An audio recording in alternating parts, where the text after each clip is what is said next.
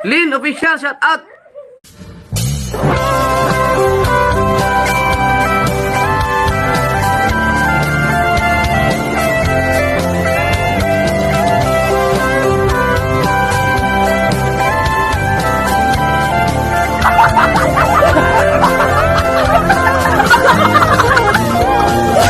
May mga Pinoy na nangangamba. So, hello guys. Mag-prepare po tayo ng aking papapakin today guys. Magdidinengdeng po ako. Ayan. Meron ako natira noon na sayote na ganyan guys. Isasahog ko na lang sa aking gagawin na inabraw or dinengdeng guys na. Ito lang kakainin ko for lunch and babalatan natin yung isa na balatan ko na. Katatapos ko lang linisan si Lola, gamutin. So ngayon na yung tumutunog na yung sikmura ko guys. So sayang naman yung mga vegetable ko diyan na binili ko para sa nag-i-start na nga po ako na nagleles ng kainin na rice, pero hindi ko pa tinutodo na kumakain pa rin ako konti at saka kinuha. So ngayon na ito, sayang yung sayote kaya binalatan ko at ihahalo ko dun sa dinengdeng guys sa mga Ilocano, inabraw. And yan, hiwain natin.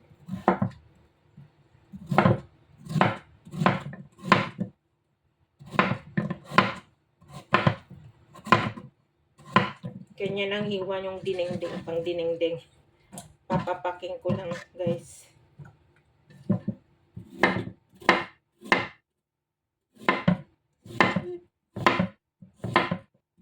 Bago ko magluto muna ako ng kakainin ko, tapos pagkakain ko ay magmamap ako. Kakatapos ko lang kasi ang daming bedsore ni Lola. Meron na naman sa may pitan. Tapos yan, wala po akong sitaw kaya ang substitute ng sitaw ay kumaha ako ng konti doon sa Baguio beans na pang-ulam. Although pang-ulam naman namin ni Mami. So yan. Kasi matamis-tamis ito pag gawin mong inabraw guys. Natuto ako na mag-inabraw or magdinengdeng nitong Baguio beans doon sa Quirino. Sa mga ganito kasi ang product sa kanila, marami silang ganito doon. Ginagawa nilang dinengdeng kaya ang sarap, matamis-tamis. Yan guys. Lagyan ko lang ng konti. More on veggie po tayo. Gawa nga nagda-diet na. Hindi naman totally diet. Gusto ko lang magpapayat ng konti. Kasi masyado na akong mataba. Ay. Ayan. Tapos, meron din okra. Ayan. Meron din po tayong okra. So, ayan. Tanggalin ko yan. Ito. Supposed to be ito, lagain ko ito. Kaya lang marami pa naman okra dyan. Sarap kasi itong okra eh. Favorite ko guys. Kasi hindi na masyado. Kanya hindi ko putulin. So, shout out sa lahat guys. We prepared dinengdeng for today guys. Di na po ako nagluluto ng kanin for lunch. Just for veggie na lang. And meron po akong talbos ng kamote dyan. Ayan o kumaya. And then, kukuha tayo ng talong. Meron pa ako talong dito. Lagyan natin ng konti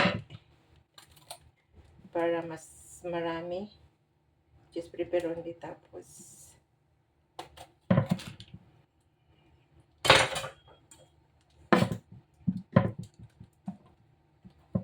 Almost it.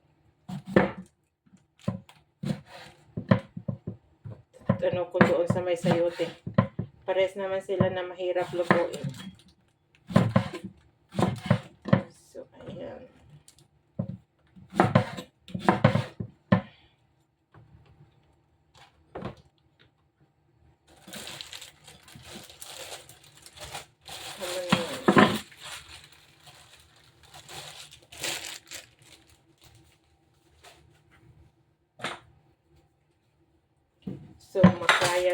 tayo ng sibuyas. Di ko yan kakamatisan. Sibuyas lang at saka luya ang ilalagay ko na ricado niya, guys.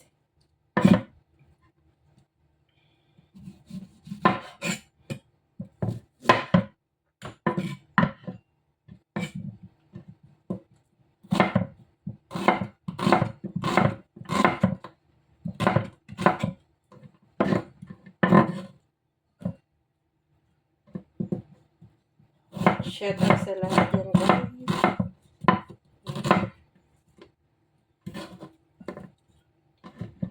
Pagsamahin na natin yung luya kasi pares naman sila na sabay natin ilalagay mamaya, guys. Yan. Dami ko pang hindi pa ako nakaplansya pero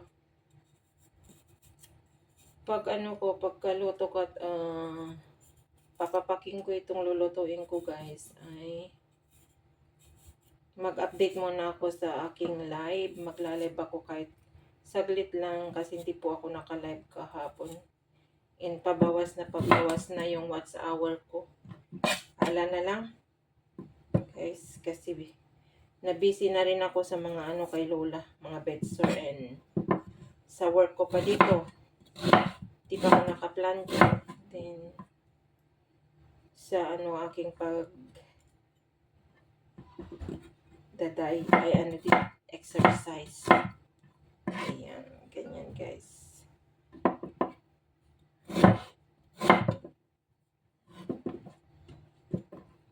Lagyan natin ng luya para masarap-sarap, guys. Yan ang pangpasarap ng At kinakain ko rin yung luya niya, guys. Wala akong tinatapon kasi good for the body din yung luya. So, ayan. Prepared na, guys. Ay, lagyan ko ng tubig yung talong kasi mangitim. Ayan.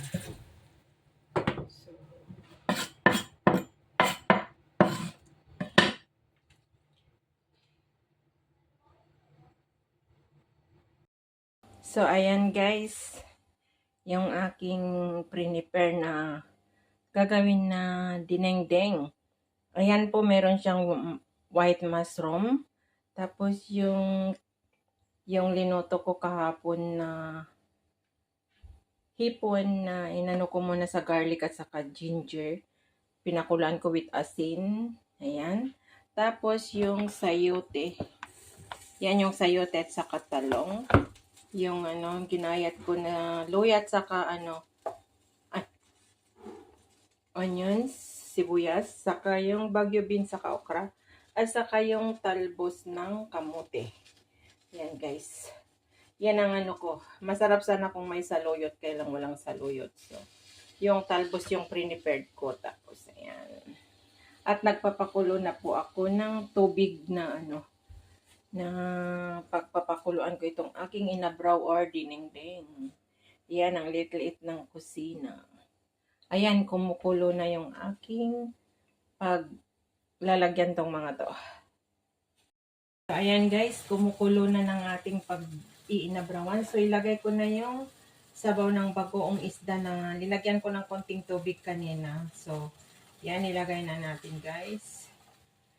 Yan lang kasimple ang magluto ng inabraw. Tapos, ilagay natin yung ginayat natin na sibuyas saka ginger. Yan. Ganito, ito yung pinaglulutuan ko, guys, na yung pinatatapon noon ng amo ko na lutuan na stainless na kayang luma na kasi. So, hindi ko tinapon.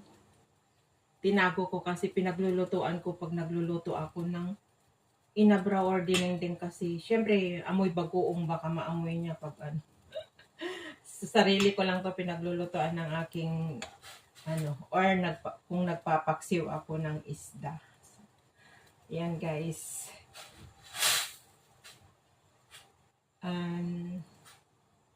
Papakuluan natin yan. Tapos saka natin ilagay yung susunod-sunod na mga sangkap niya, guys.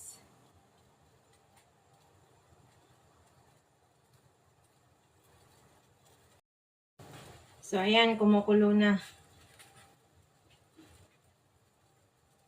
Kumukulo na guys. Ilagay na natin yung pinakamahirap na sangkap na lulutuin, yung sayote. Yan. Yung malalaki lang ang paghiwa ko kanya ng pangdinengdeng guys, or inabraw. Lagay natin yung talong. Konti lang yung talong na linagay ko, isa lang. Kasi, papapakin ko rin ito mamayang gabi pa. Ito na yung pinaka-dinner ko rin. Hindi ko naman mauubos lahat to guys. So, yan. Yan ang magluto ng dinding. Marina brown. Pakuluan lang muna natin. Tapos saka natin ilagay yung okra, saka mushroom, saka Baguio beans. Takpan ko muna guys.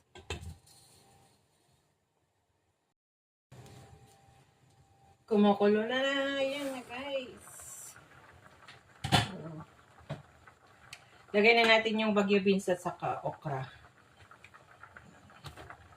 Sunod-sunod na yan. Napahap cook ko na yung una. Half cook lang naman guys. Tapos saka natin ilagay yung mushroom.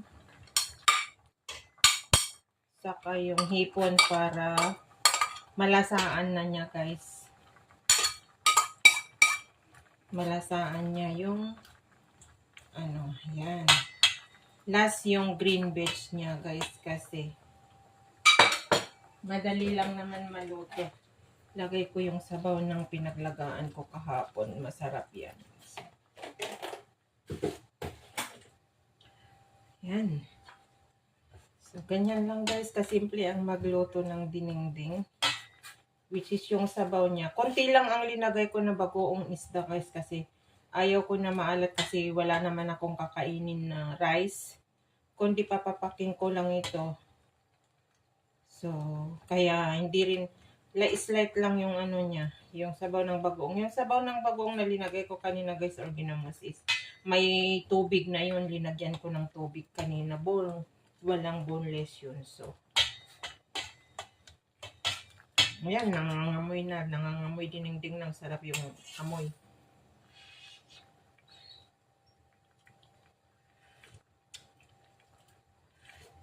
Wow, ang sarap. Ang sarap guys. Tagal ko kasi hindi nagluto ng inabraw or dinengdeng. Ilang buwan na guys. So, nung nagmarket ako nung Sunday, naisipan ko. So, ayan. Pakuluin natin yan hanggang maluto na. Tapos ilalagay natin sa ibabaw yung yung talbos ng kamote guys. Yan. Sarap sana kung may kanin, kaya lang hindi talaga ako nagsaing para maano ko. Yung hindi ako mapapakain ng kanin guys, kasi masisira yung pagja-jogging ko every morning na gumigising ako ng maaga, kahit late ako natutulog, para lang makapag-jogging. Yan. Looks yummy. Yan, shout out sa mga kapwa kong mga Ilocano dyan. Proud Ilocano na na kumakain ng mga ganitong pagkain na dinengdeng or inabraw guys. Shout out sa inyo dyan. Yan, sarap. Kahit nandito tayo sa ibang bansa, pwede tayo makapagluto ng mga gusto nating kainin. Hindi lang lahat, wag lang yung yung mahal sa bulsa. So, ayan. Yan.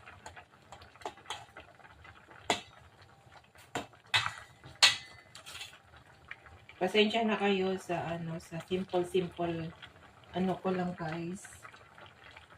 Simple vloggings ko or upload ko content ko, kasi ito lang naman ng hindi ko naman pwede ipakita yung ginagawa ko everyday kay Lola, kasi bawal. Saka may dugo yun. yung bitsure niya na ginagamot ko guys. Ayan, paluto na guys. Ayan.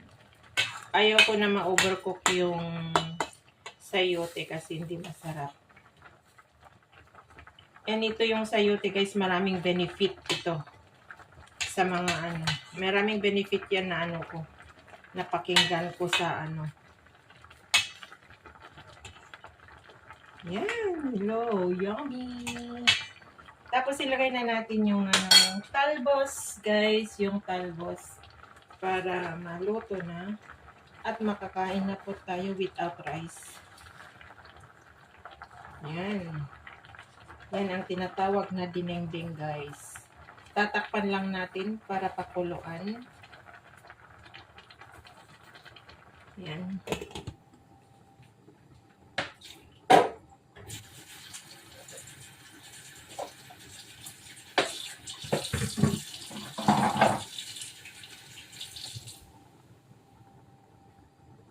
Ganyan lang kadali sa shout out sa lahat guys. Maraming salamat po sa mga pumapasok sa aking premiere or sa mga live ko, sa mga supporter ko na hindi pa rin nang iiwan sa akin. Maraming salamat guys. Shout out kay Nanay Mopan Fitness. Yan, shout out. Shout out sa aking anak and sa pamilya ko sa Abra. Shout out din kay Sis Marites Pansito. Sis Marites Kawamura, ingat ka palagi dyan sis. Drive safety and then regards kay anak June. And kay Ate Stella, sa whole family nyo dyan natin, shout out. Thank you sa support din, sa always silent support. Sa silent viewer ko dyan, shout out. Maraming salamat. Kay Brother Werdo Official, Brother Project 89, Sis Brenda, shout out kay Nanay Malu, ayan. Shout out kay Tito June, yan. Shout out kay Sis Shane, ayan. Shout out po sa mga kay kapatid Kapansit, kapatid GMC, shout out. Ayan, kumukulo na guys. Kay Kapsat Romel Gabo. Kay anak Ken Step, shout out. Sa Kambalayan guys, so naluto na. So, very fast lang guys. Ayan. Sa pag-shout out ko na kumulong. Very fast lang na maluto. Ayan, ng aking dinengdeng inabraw. So, let's see guys. Shoutout din kay Guapo Ragon, GPC. Yan, kay kapatid Jewel de Guzman. Salamat sa sa support kay Ate Salsari, kay Kuya Mil. Shoutout. Sa lahat po. Kay Bonsong Mix. Ayan. Maraming salamat guys. Ayan, tamay na yung lasa niya guys. Hindi ko nadadagdagan ng salt kasi napakasarap na. Sabi ko hindi ayaw kong alatan kasi wala akong rice. So, ano pang ginagawa natin yan, guys? Kaya natin dito natin natakpat. So, ito na ang kinalabasan ng aking dinengdeng or inabraw na napakasarap.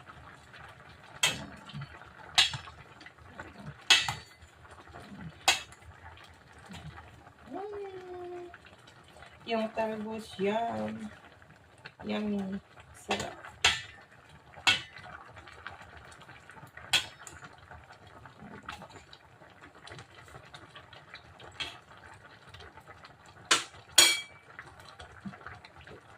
Pinatay ko na kasi tapos na sa... Ayan guys. Kita nyo na. Ang aking inabraw. Shout out. Yan. Kain na nga tayo guys. Kain na. Magpapak na po tayo. Shout out na lang sa inyong lahat. Shout out kay Sir Leon B. Shout out kay Sir Baybayin. Kay kapatid Ken Jacob. Shout out sa mga nakakadikitan ko. Kay Sis Maxi. Shout out kay Sis Pinkay. Shout out kay kapatid Pelmax. Kay Sir John Triple X Vlog and Sis Simang. Ayan, shout out kay Sis Mamay. Shout out kay Sis Naning in UK. Shout out. Good luck sa inyong mga new at sa inyong mga YouTube channel. Galingan nyo. Yan sa lahat po. Maraming salamat. Sana nag-enjoy po kayo sa napakasimpleng recipe ko for today guys. Ingat and God bless po sa atin lahat. Shout out sa lahat guys. I love you all. See you around. Kasi nagugutom na ako. Bye!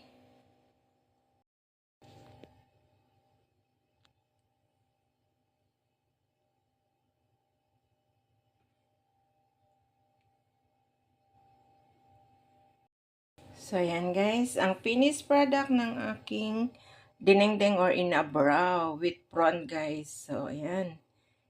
Sana nag-enjoy po kayo. Sana sumama sa aking